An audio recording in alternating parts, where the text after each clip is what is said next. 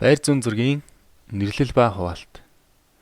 Бага хэмжээний талбайг том масштабтай зурах тутам дүрслэгдэх зүйлсийн ерөнхийлөл багаснаа. Гэвч зургийн талбай хэмжээ ихснэ.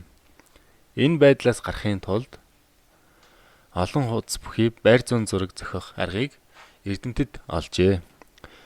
Байр зүүн зураг гэдэг нь газар нутгийн байдлыг тодорхой үзүүлэхийн тулд олон хуудас болгон том масштабаар зурсан зургийг хэлнэ.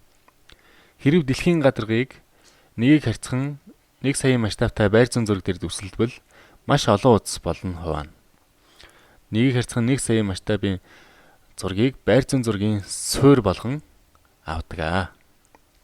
Энэ нь дэлхийн бөмбөрцгийн гадаргыг голдчийн дагууд 4 градус, зэрэгдийн дагууд 6 градусаар игнэ ба баган болгон хуваасан тарпиц хэлбэрийн хуудас зургууд юм аа.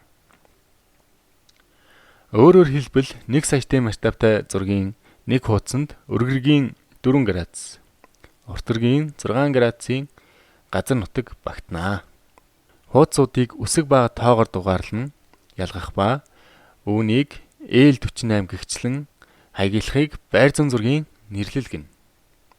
Хөндлөн хуудсуудыг игнэ гэх ба экватороос эхлэн латин үсгээр A, B, C гэгчлэн дугаарлан.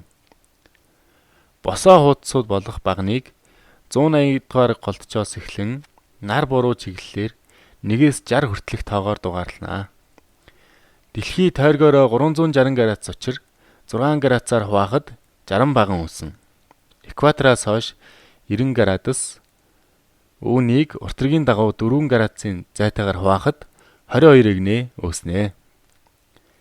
22-ыг үрчхэн 4 градус тэнцүү 88 градус.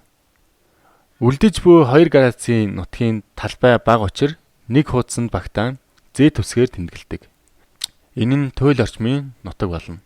Эндээс үзэхэд байр зүүн зургийн нэгийг хэрцэн 1 сая масштабтай зургийн нэрлэл нь нэг үсэг ба тооноос бүрдэнэ. Байр зүүн зургийн нэрлэлээс уг хуудсан дээр дүрслэгдсэн газрын дэлхийн гадарга дээрх байрлалыг тодорхойлж болно.